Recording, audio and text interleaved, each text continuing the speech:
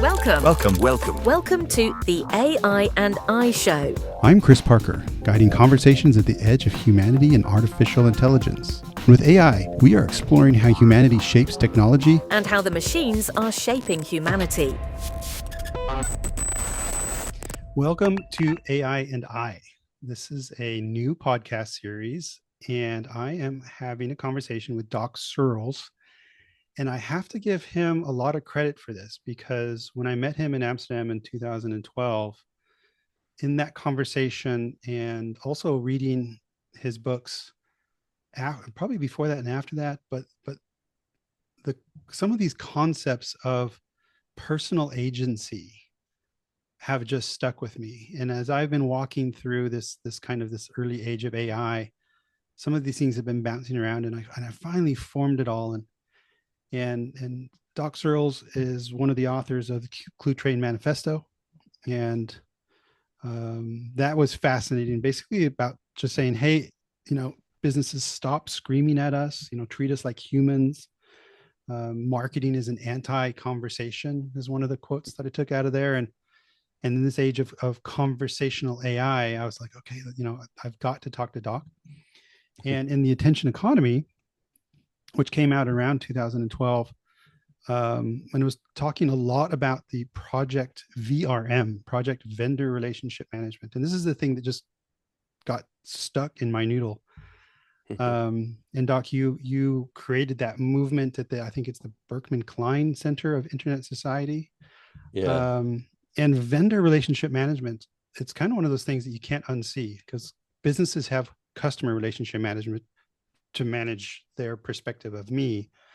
But we as consumers don't really have a way yet to manage our vendors or our suppliers. And it's kind of like, well, it makes total sense when you think about it that. And it's, how do we express our intention to the market instead of, being just lambasted with all of this noise about stuff we don't want. And one of the concepts in the intention economy, it was mentioned as far as like having a cyber twin or a digital twin.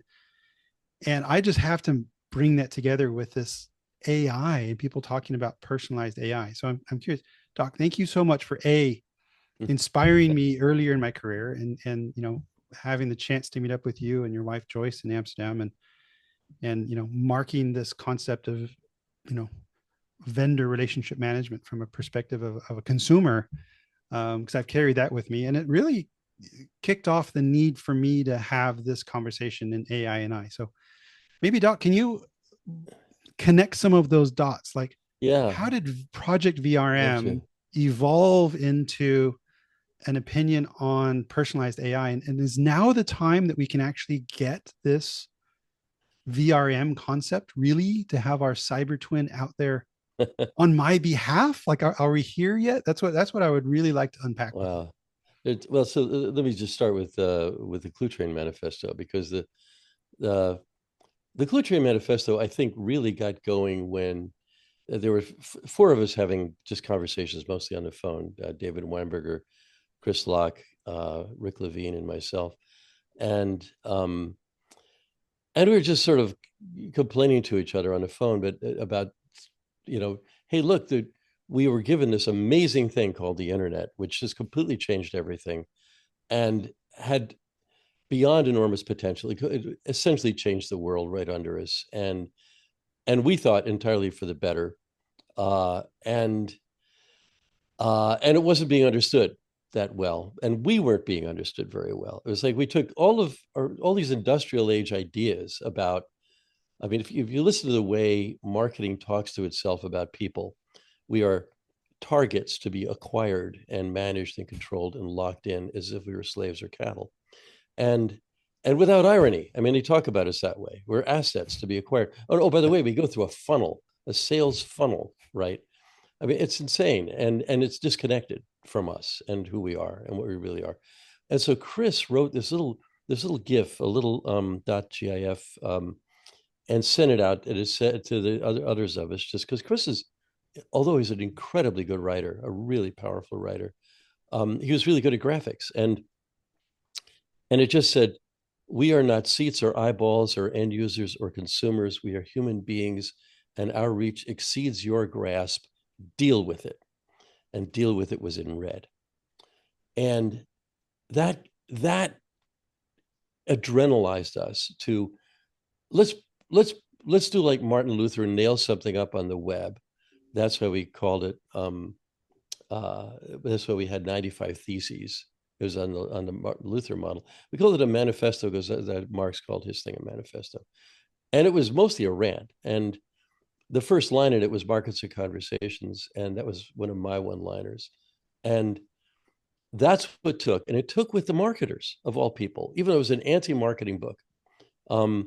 The good people in marketing, I think, said, "Oh, great, we get to talk with people. Wonderful, right?" And what that ended up with, I mean, is everything got to be called a conversation. The political conversation, the such and such conversation, right? And none of it really was. And in many ways, I think, and the others, Chris is gone now, but I think David and Rick and I agree that in many ways it was a fail. It said the right things. It energized people. A lot of people got, I mean, I'm glad it's in the world and it said what it said. But within several years, we realized this isn't working. And so I thought when I had to have a project at the Berkman Center, and it's located at Harvard. It's hanging off the law school. And at that time, it's called the Berkman Center for Internet and Society. David Weinberger was already a fellow there. We both were named fellows there, mostly on the strength of Cluetrain. And I have now had fellowships at 4 universities. This is one of them I'm at now in Bloomington, Indiana, at Indiana University. They never would have let me in as a student, but I was a terrible student. I was a good scholar, I think. I was just a terrible student. I wasn't made for school. But anyway, that's beside the point. But you were obliged to start a project. And I thought, well, let's try and make Cluetrain come true. Why don't we do it with, why don't we start a project around amplifying the agency of customers? Okay, why don't we take our side of this thing? I mean, if we're going to be in a dance or in a real conversation with business, we need something on our side. Well, CRM, customer relationship management, already existed on the seller side. And I was actually on a podcast called The Gilmore Gang, that Steve Gilmore put on, with a guy who, when I was describing this, said, "Oh, you're talking about vendor relationship management." And I didn't name it, he did. And it took as a term among a very small group of people, but I had to name the project. So I called it Project VRM. It's still a conversation. It's still going 18 years later. That was in 2006, 06. So, and it was in September of 06. So that was exactly, is that 18 years ago? More, 19 years ago. It's 19 years ago. Wow. And it was a 1-year project, and I ended up being a fellow there for 4 years. But the thing is that no serious money ever got put into it at all. It is, in fact, anathema to business as usual, as Cluetrain was.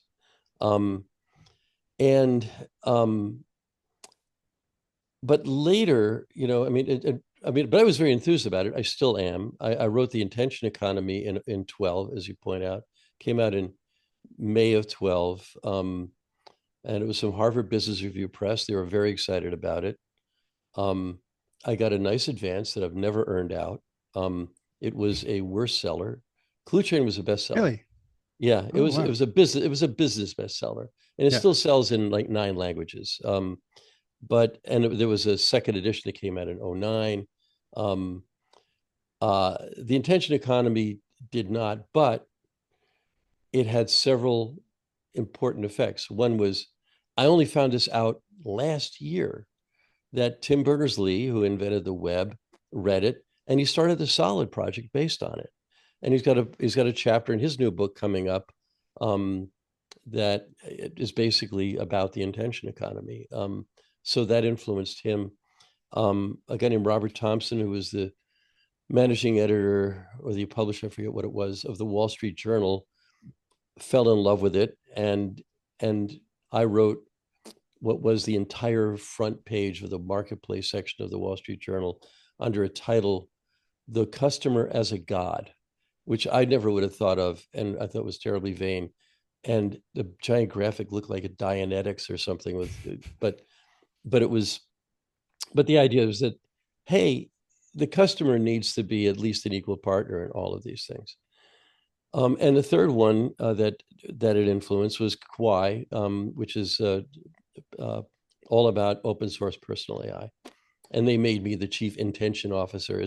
It's more of an honorary title than anything else. It's a volunteer organization. But I understand in my research that there's many companies, initiatives, and projects that have been inspired or spun off of Project VRM. So it is in fact Yes, alive in various and forms. yes, and it's it's in the water, but the a problem that we had early on, and we still have it, is that nobody wanted to call it VRM. It never got a brand.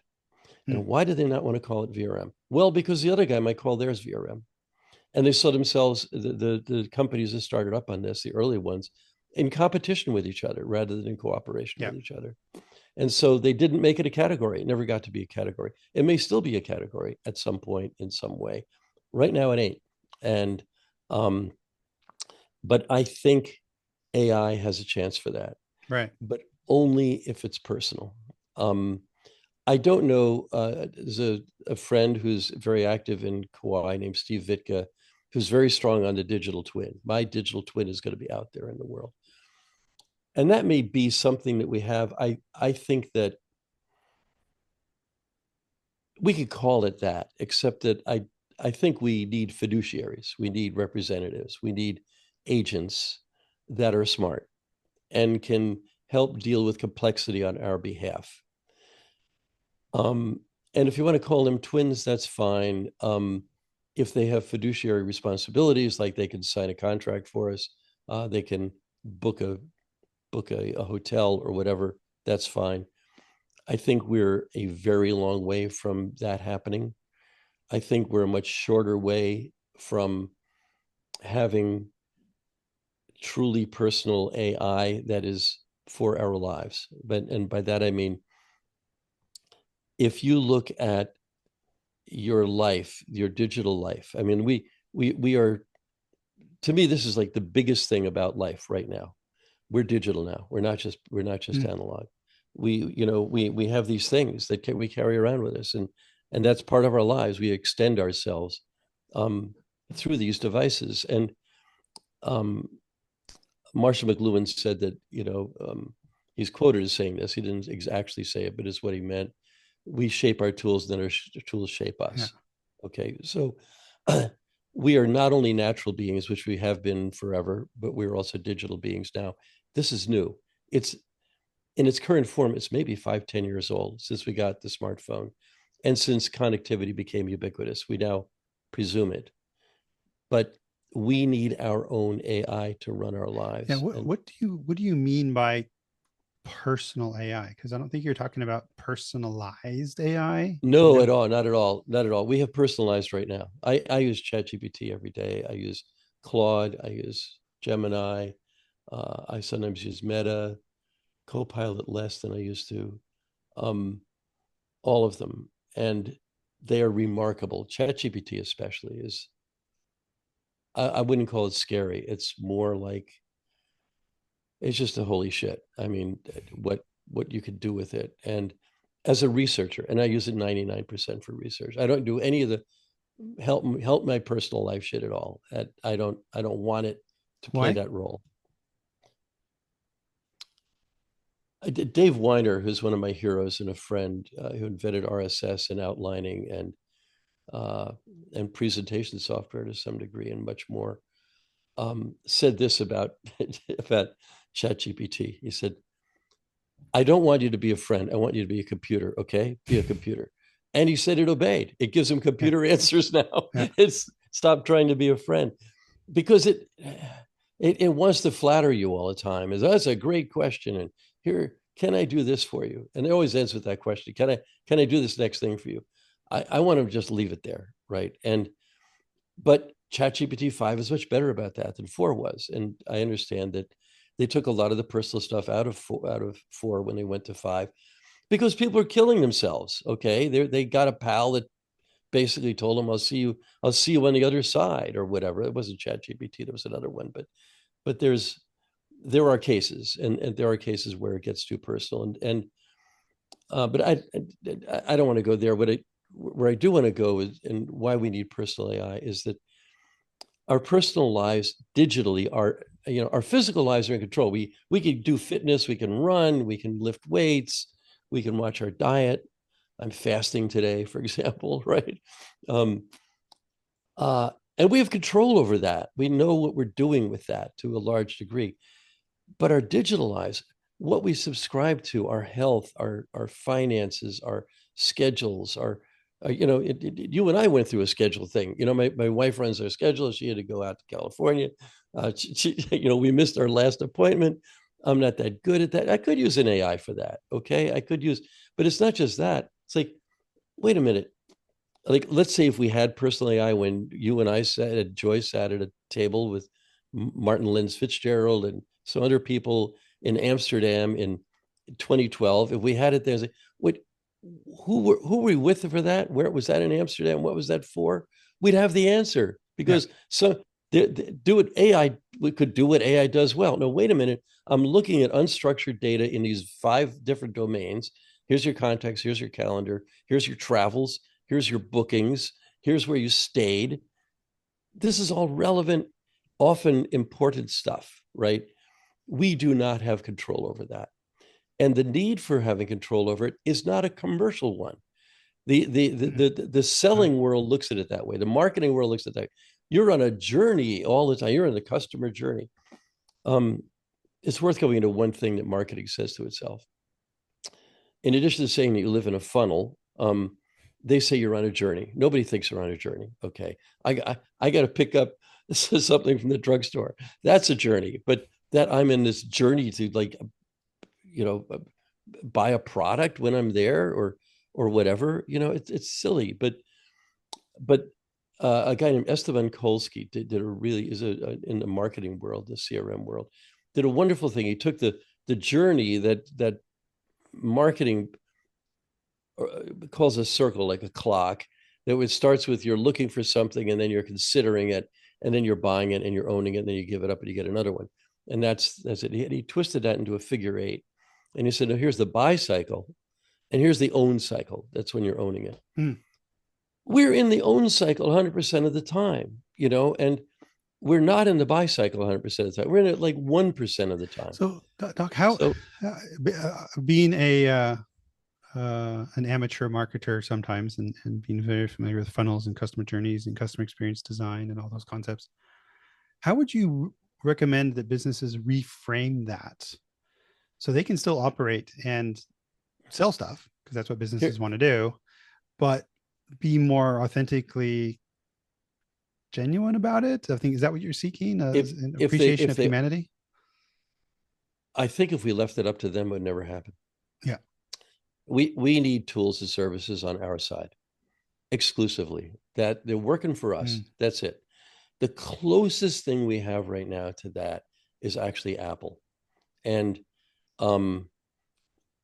speaking of conversation, the 2 biggest things that Apple did, and they did it under Steve Jobs, and they weren't his ideas necessarily, were Apple Care, where you call a person and you get a person on the phone that can help you out, and the stores, where you go in and you walk in and you talk to somebody, and there's a bar at the back called the Genius Bar, and there are people that know their stuff and they help you out. They made their market. It's a captive market. I don't like how captive it is, but they covered those 2 fronts. As far as I know, they're the only one doing that, and they're the only one that at least postures and promises something about privacy, and that they're on your side for that. Unfortunately, they're a very verticalized silo, and we can't generalize from it because they're a silo. You can't take what Apple put in a bottle and give it to somebody else. That's not working, but it'll be good if they help out. I'd love to have them help. But we need something on our side. I think there are companies that can help with that. I think Visa is probably the biggest of those. They've already got our credit card, but we need something. We need tools and services that are, just simply personal AI. Give me, a wonderful thing about all the LLMs and the RAGs and the models that we have, that we've worked out on isn't this great? I mean, I love, frankly, that OpenAI and Google and the others have created a corpus of everything they could possibly gather. Okay. Zillions and zillions of data points. Now that a lot of them are absolute crap and bullshit. But you have a way to extract from that the world's greatest typicalities, because that's what they're giving to you, right? It's nothing but typicalities in a way, but it's based on remarkably complete knowledge that ChatGPT yesterday could give me two sources of the biography of a teacher I had in college who was a minor character in the world, but could find them. One from his World War II records that were in a grave site, celebrating World War II veterans. The other from a classmate I didn't know I had, because that's in the world and it can make connections between unstructured data. That's fantastic. I want that. I want that for my own life. I mean, I've got a bookshelf over here, a bunch of books. I would like to aim my phone at that, look at the spines of all those books and tell me what I've got. Not only that, match it up with Amazon and other places I bought them and tell me where I got them. Yeah. I mean, that's useful information to have. I mean, I've got a stack over here of health records. I want to run them through a scanner, have them suck off everything they can and put it in a form I can use. We don't have that. And until we get that, all of the marketing dreams are not going to come true. They can't. That's sort of the short answer. All of the marketing dreams will not come true. So Well, the on the marketing dreams, business like side, on the business side, like, yeah. you were asking, well, what can business do? And my case here, and I've come at it, I'm coming here after many, many years of, I mean, it's like the Apple case. You get one-offs. Every one is a one-off. Like right now, this is one of Joyce's points, my wife's points, is that online, we live in a world of nothing but accounts. They're all accounts. Every login and password is an account. They're all separate. They're not generalized. I mean, I have no scale across all of them. None. I mean, my credit card scales, my email address kind of scales, but I don't scale in a way where I can say to all of them, hey, I just changed my address. I just changed my email address. I just changed my phone number and inform all of them in one move that that's what just happened. With AI, maybe an AI on both sides, maybe we can. Ian Henderson, who's very active in Project VRM and was on this case in the last millennium before I even met him, made this really interesting point, which is in B2B, there are up to 3,000 variables involved in a relationship between two companies.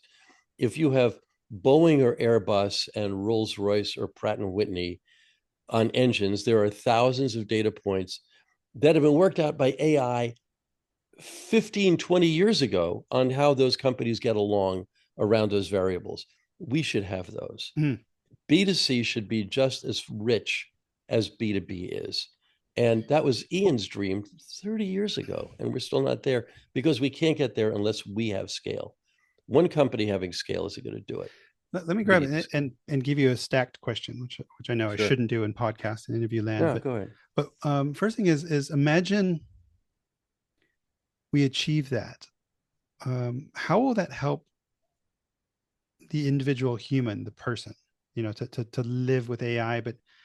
And then the next question, if you want to weave it together somehow, is how could we do it? And is this related to Kwai.ai that you're the chief intention officer for? Or like why would this matter? Like how would I be happier, more vital, have more agency? Well, all of that stuff to some degree is an inside job, of course. Of course, I mean, are we made happier because the internet's here? Are we made happier because we because journalism is essentially gone? Because something we said in Cluetrain was 26 years ago that all of us are going to publish now. Basically obsolesced the model that we had, which is there was a center that held, I don't know, we're better, we're off in some ways, or worse off in others, but there are too many ways that we're different to isolate any of them. I think I think we lost something of human agency when industry won the Industrial Revolution 150 years ago. Okay. Before then, what you did, if your name was Smith, you had an ancestor who was a Smith. If it's Cooper, they were, they built barrels, or, my own surname, Searls, is derived from a Norman word for soldier.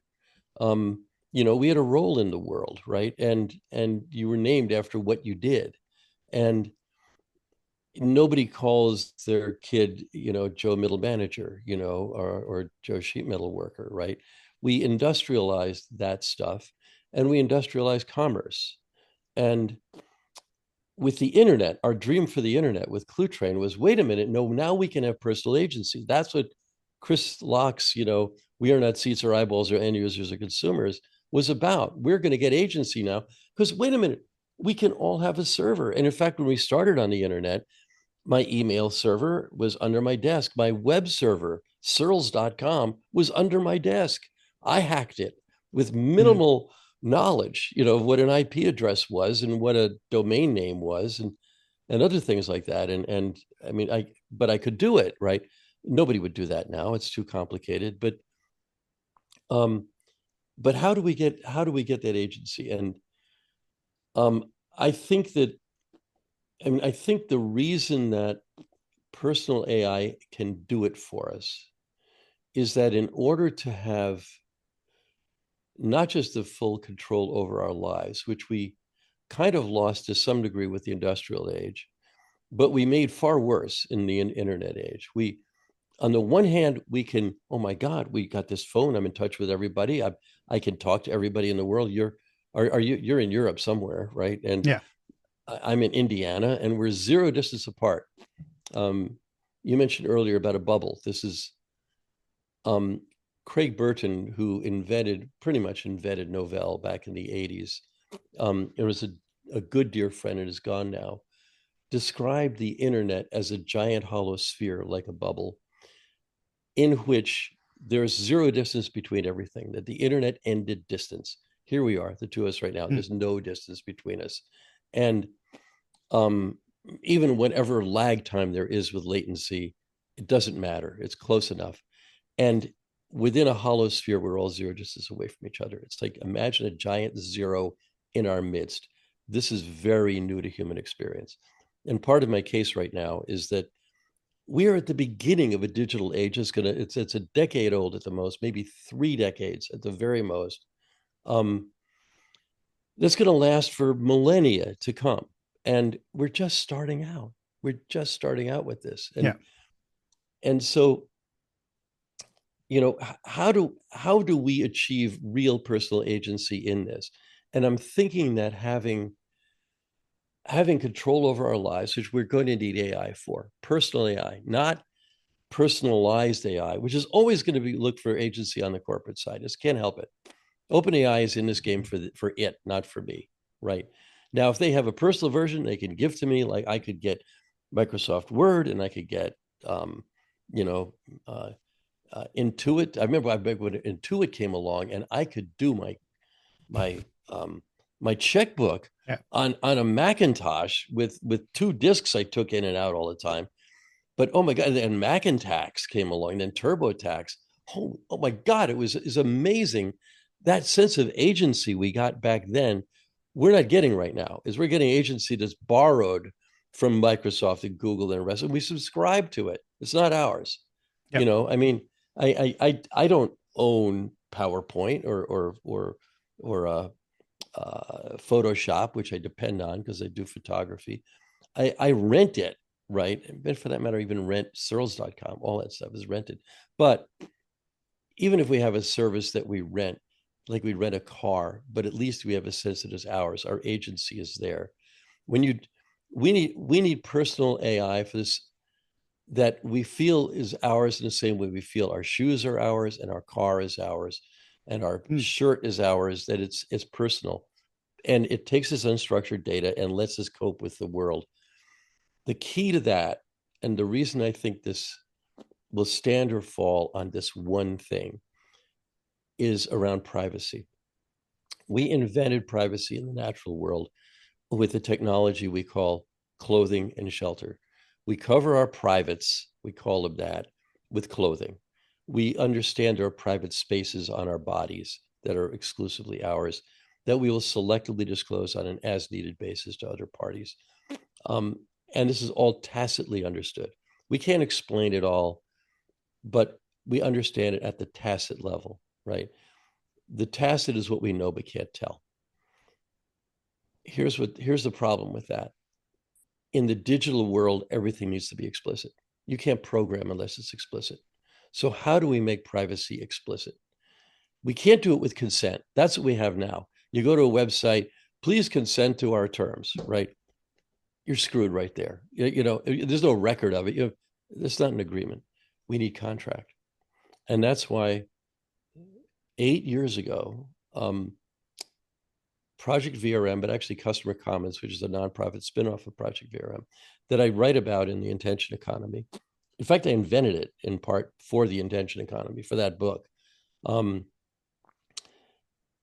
idea with Customer Commons is that there would be a place where our terms would live. What are our terms? When we go to a website, no, you guys, you agree to mine. Here's what mine say. Do whatever you want. Just give me your service. Okay, I'm here to buy shirts. You have a shirt site. This is about nothing but shirts. Give me the shirts. That's what the web was for in the first place. Here's a document. Read the document. Well, you don't go there in order to be followed out of there, But in the absence of explicit understandings of what privacy is, the sell side did a paint job with consent on their tacit understanding that anything goes. You know what? You guys are all naked. I can plant tracking beacons on you. You go to, like, say, Smithsonian Magazine, you're walking out of that website with up to 1,000 tracking beacons for parties unknown, and it's being auctioned to the world, and the whole sell side thinks this is normal and it's fine, and they're full of shit on this. I'm from New Jersey, I can say that. So, and but we can make it explicit, and our explicit understandings could be, okay, go ahead and give me ads. Just make sure they're not based on tracking me, or give them to me if only you are doing the tracking. It's just, I'm looking at tires. I just went to Tire Rack and I bought some Michelin tires. Okay, so my understanding with them would be, sell me tires, and I'm open to having a relationship with you where we can have an understanding about this, but you agree to my terms. And so Customer Commons is where those terms will live, and we have a standard for this that is almost done. It'll be published early next year, called P7012 from the IEEE, and that's going to be called My Terms. And to me, our future stands or falls on that. Are they going to agree to my terms or not? And if they don't, we're screwed, and we'll stay screwed. But if they do, we can open up an enormous amount of business that's not there right now. Maybe I love the concept, and I've been reading up on it a bit. Early in my career, I was in a startup journey with some amazing individuals, Bill Binney and Kirk Wiebe, who are two NSA whistleblowers. I remember Bill Binney. I've met him. Yeah, Bill. Interesting dude. Very interesting dude. We did a startup. The premise was, let's large scale analytics while respecting the right of privacy. This is like 10 years ago or so. We had Arjen Kamphuis, who was arguably one of the world's, and certainly Europe's, leading open source privacy advocates, who unfortunately disappeared. We still don't know where he went, and he's presumed dead. I don't believe that has anything to do with what we were doing with the NSA or anything. A lot of people do, but listening to Bill and Kirk and the sacrifices they made, and the life energy that Arjen Kamphuis put into privacy and trying to make that aware, and then talk about Snowden, what he revealed, and not much has changed. So how can we make this shift? If our future, stands or falls on privacy, and the governments aren't going to legislate it, as far as I can tell, how could we make this happen? The governments are going to legislate it, and they already are. We have the GDPR and others. A problem with all tech law is that usually it protects yesterday from last Thursday, and then we have it for another 100 years. I mean, that's the Yeah, problem with the GDPR right now. The yeah. GDPR protected 2018 from 2015, and the cookie notice thing, it normalized spying essentially, and Mm, it did not do what it was supposed to do. And the truth is, you don't need a cookie notice if you're not spying on people. But now every little website has to put up a cookie notice because somebody told them to. They don't in the US, by the way. The US doesn't have that law, but they do in Europe. And because people trade in Europe, they just put it up anyway. Um, and I'm glad you brought up Bill because he's an interesting dude, but maybe talk about him more offline later. But anyway, but I don't want to get too far in a digression on him because it's too interesting. But I'll put it this way: we need the invention that mothers the necessity. The invention that mothered the necessity of the personal computing was spreadsheets. As soon as yeah. Bob Frankston and Dan Bricklin invented VisiCalc, and then Microsoft knocked it off with Multiplan and Excel, and Lotus came along with 123. Business had to have it, and it got cheap enough so the rest of us could have it. But also word processing was a big one too. Um, but um, we need the invention that mothers the necessity. We don't have that invention yet. What I'm hoping Mm, is that some small fraction of the trillions that are being spent now on corporate AI will be spent on, here's an AI for your world, okay, customer, buy it, have it in your house, put it in a box, you know, get your, a dedicated laptop or a Mac Mini, or what one of the things Kawai is doing. It's called KawaiNet, assuming that you need a lot more compute than you've got on hand. mhm. Um, uh, there's a grid of other computers that are in an encrypted and sharded way. Your data is still private, but is being crunched elsewhere. Can you explain Kauai? So like if this is Sure. something that is this something that people can embark on now, that if they're inspired by this and like I want to have Yes. personal AI, Kauai, it's KWAAI. It's a term from South Africa. Riza Rasul is the founder of it. It's Reza is his first name, and Rissool is his last name. Um, and it's KWAAI, and it's at KWAAI dot AI, I think. Yeah.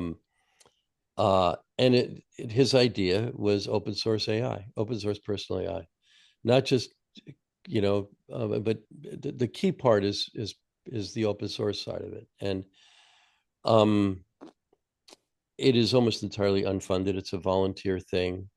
Um, they're getting more deliberate about who's a member and what you contribute to it. You belong to a committee, you're involved in it in some way.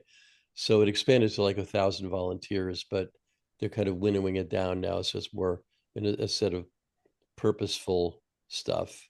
Uh, but I just suggest going there. Just go look up Kwai, KWAI.ai.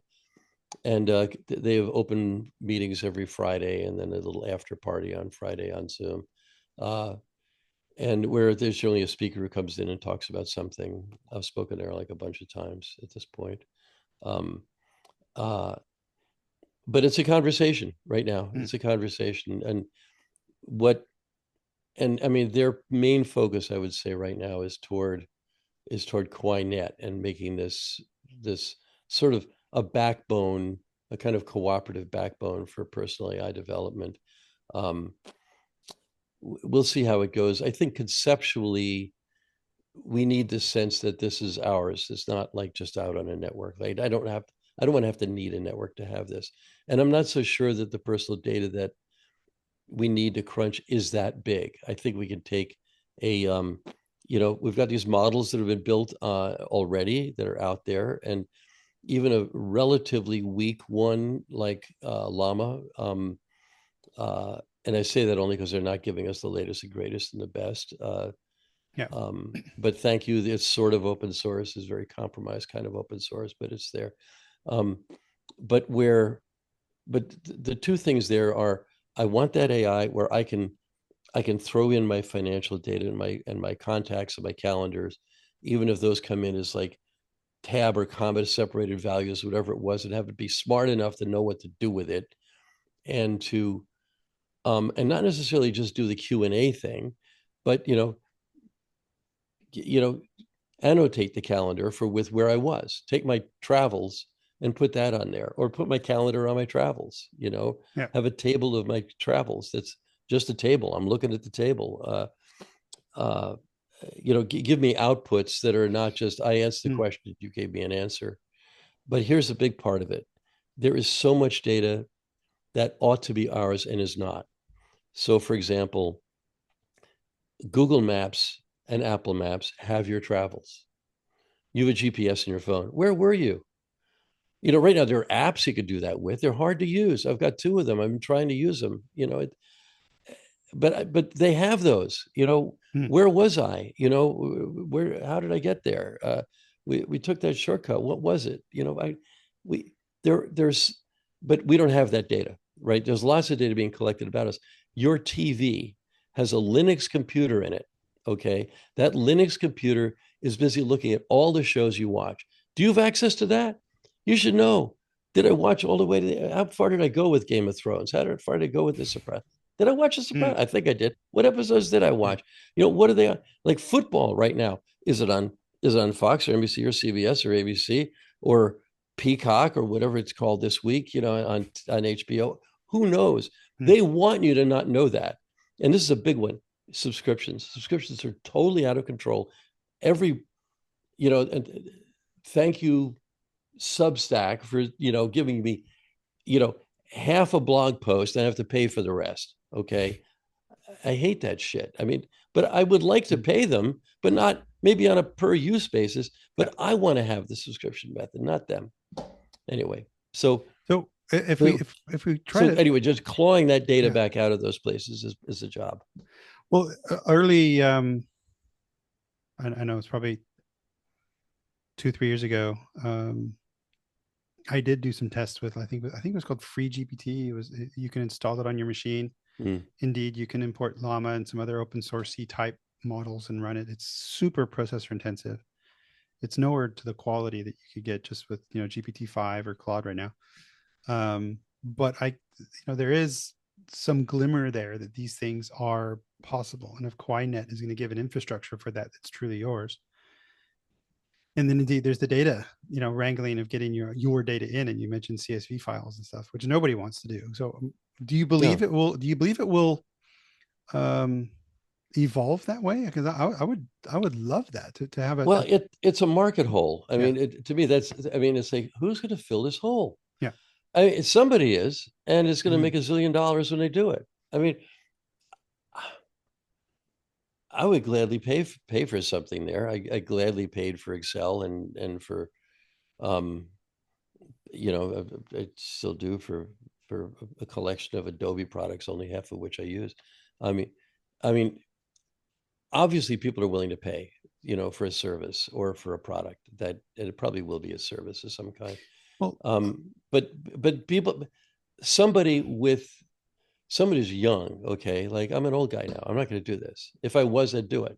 If I was, I'd go out and if I was 25 or 35 or even like 50, I would gladly and eagerly go out and sell it. And I'm sure I could sell it, but I'm old and I'm done and I can't. So I'm here to tell other people to do it, but somebody's going to do it. I have a feeling that you're not done. You are. Oh no, I'm just starting. I mean, I know. I mean, I mean, it's like, I mean, I can't tell you how fast 78 years goes. I mean, it's like, oh my God, it's really crazy. But, I'm just getting started. I'm still just getting started. But I'm setting fires. I'm not standing around. No, I get it. And I think there's some other players, DuckDuckGo, the private. They could definitely. They launched Duck AI recently. I just saw it slide past, and I was like, oh, that's I interesting. need to get in touch with him again. Yeah. I've talked with their CEO's name. I'm forgetting, but I got his book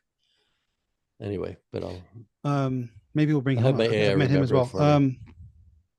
So Doc, if you were to close this with some advice for the individual humans, the people listening to this, that have been listening and probably got excited like I have, maybe a bit worried because you've pointed out some of the dark sides of this technology, this digital world we're in. You've painted some pictures of where we can go and the importance of privacy. And people can look up my terms. And you said that's a standard on the customer commons coming out, within a year or so. But what could you leave people with right now as we're on this cusp? We're just on still on that spearhead of the beginning of this whole thing, is what I believe. What could they carry with them to keep their wits about them, keep their humanity about them, keep their agency about them? What can you give us? Um, well, on a practical level, and this is just pure advice, I would not get personal with an AI, with any of the corporate AIs. Avoid that. Um, just because it's so much more useful for everything else. Now there's some like Pi, I think they were meant to be personal in the first place, but I have friends there. Um, but I mean, I'd especially appeal to anybody with a business mind. Do a startup around personal AI. Get a personal AI startup going out there where it's working for us and it's about our lives and not selling us shit. If it's about selling us stuff, go away. It's not about that. It's about getting on top of your life. If you're on top of that, you're going to be a much better customer. That's the first thing. And I don't think VRM happens without that at this point. I think my terms is a critical part of it. By the way, it's an IEEE standard, just a hat tip to them because they sought us out and they're the ones behind it. I'm the head of the chair of that working group. Um, and if you look at my terms and my name, you'll find a bunch of stuff. So there's that. But that is, again, I mean, if people just have my terms in their head, that every time you see a cookie notice, think of it as going the other way. What would you say to them? That would be friendly and constructive. I mean, yeah, great. Functional cookies would be great. You know, Analytics cookies fine as long as the analytics doesn't carry information about me away with it. That's a problem with Google's system. Like, it still carries an identifier of you Yeah. away with it.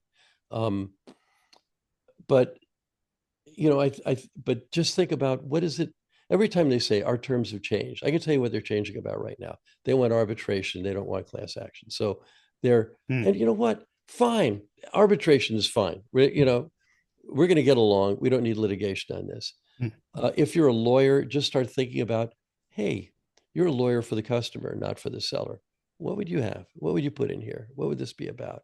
Um, I don't think there's a single thing that a person can do right now other than learn everything you can about AI and what's good about it and try to support that.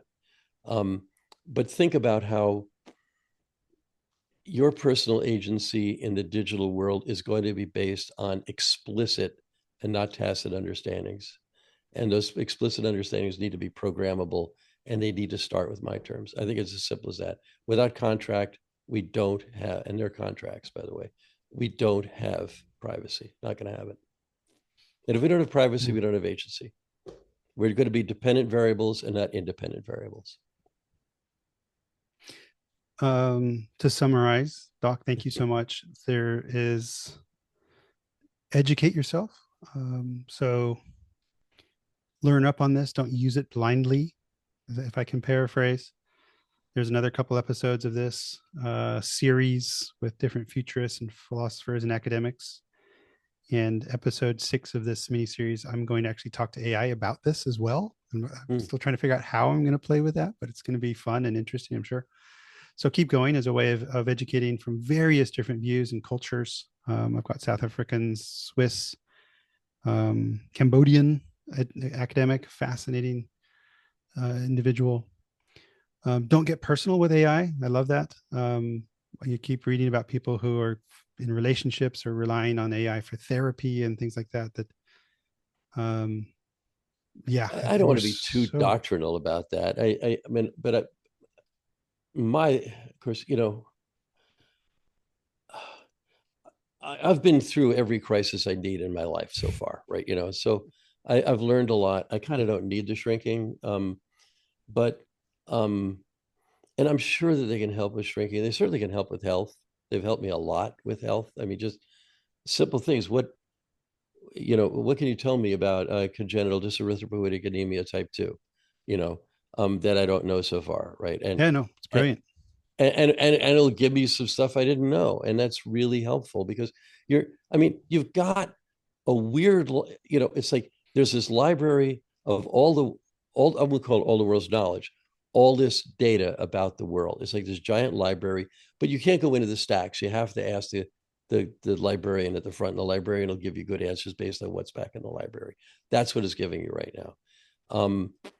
But it's a machine. It doesn't know anything. It just conveys stuff to you in a way you can understand that emulates human expression, but really isn't human. And just remember that it's not human and it can't be human. And I think an outcome of this will be, it'll put in relief what can only be human, and that's our souls. And I think we all know we have a soul, even if we deny it. That's something that's irreducible and is tacit. It's never going to be explicit. And it doesn't have that, and you do. So there's that.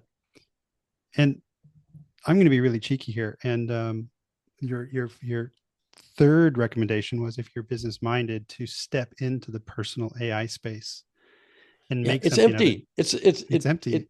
It's blue water. It's not a red ocean. It's a blue ocean. It's a blue ocean. And I will also raise my hand. I'm just coming out of my mission from the last 5 years of private equity, buy and build business integrations and carve outs and fascinating journeys. But I left that a couple months ago and took the summer, and now I'm seeking that next adventure. And this sounds really appetizing. So what I'm going to do is I'm going to find that the CEO of DuckDuckGo, who I've also met. Oh, really? Great. Yeah. I'm sure I've got the email. So I'm looking one action I will take. The book is over there somewhere, and I'm just looking at. No, it's there somewhere. Yeah. So one action I will take from this is I'm gonna reach out to that person, and I've already registered with Kwai as as some sort of member. I'm not quite sure what it is. There's a different type of membership, so we're gonna talk with them and follow up on this. But and if people want to learn more about Doc Searls, there's the book, The Intention Economy. Cluetrain Manifesto. You can find him at doc.searls.com, and he also has his own podcast, Reality 2.0. And of course, Kwai is KWAAI.ai. So doc.searls.com. So Doc Searls, thank you so much for joining. Thanks, Chris. It's great. I appreciate it. Please subscribe to the podcast and share the episodes. And visit ebullient.com for help infusing AI into your business while improving the lives of the people who work there.